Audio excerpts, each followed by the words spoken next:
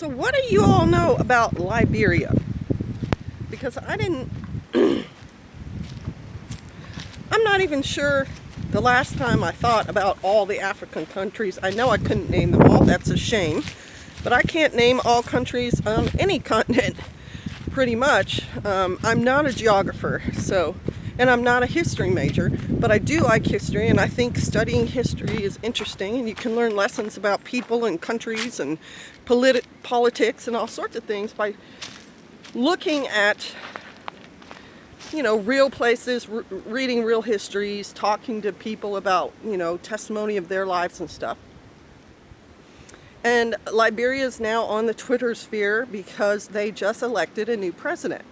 Their last president was a woman, and she served 2 terms, which to me says, well, she wasn't terrible, or she would have been elected out.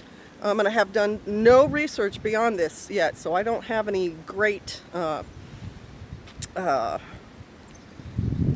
messages for you about Liberia. I just wonder what you know about it, because it is true, like I've read it in more than one place, that it was a country in Africa started in 1847, 67, I think it's 1867, by slaves who left America, who'd had enough of, being here and our Civil War and all that other stuff, and so they left. I just think that's amazing and fantastic, and then they started their own country. And it's still there. So that country's been there, at least 150 years, whatever. And how are they doing? I'd actually like to know. I'd like to know what kind of government they set out, what kind of things their country, stands for. Do they have a constitution? What are their general laws? And it's interesting to me that this guy, who is now the president, he was a footballer, which means a soccer player. And yeah, I know America has had lots of different presidents. We've had actors and businessmen and politicians and, just, all varieties of presidents. And so this guy has been elected, and here's the other interesting thing about him. He got a business degree from a college here in America. So he is an educated person, and he understands business. And some of the first things he's been saying in his press releases is our inflation's high, our economy is low, our GDP is whatever, our gross national product is not what it should be. So immediately he's looking to the financial status of his country and looking to improve it. I think that's not a bad start for a president. Apparently, Liberia's had a civil war also.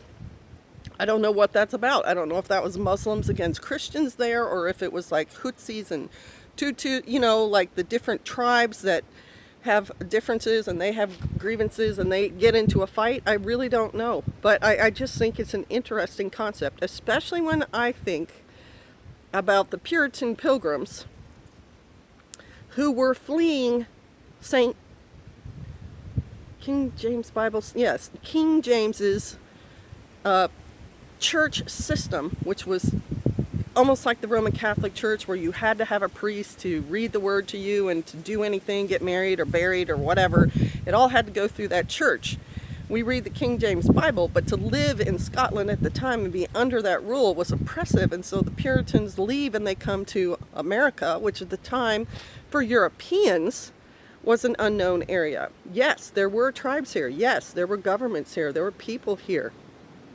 America was not a barren place, and neither was Africa. When the Americans who fled our Civil War and our, state, not state, but national slave, it was still legal for slavery in America until Abraham Lincoln freed at least the northern slaves, and then after the war, all slaves.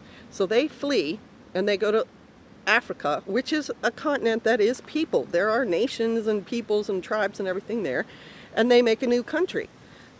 I see it as being very, very similar. And in the 1800s, it was way more developed in Africa as far as people and infrastructure than the U.S. was 200 years earlier, if you see what I mean. Like, it's their trip and their start is happening further along the line in history than the Pilgrims did. And there's many other peoples. I've talked about the Carthaginians leaving Carthage because the Romans had defeated them, and them traveling all the way to South America. They didn't set up a whole country, but they had a civilization. They had a number of people in a castle there. So it's happening. I just find it fascinating. If you all have any information, please make comments. And maybe I'll be checking up on that, when I get time after the interns leave. All right. Bless you. Shalom.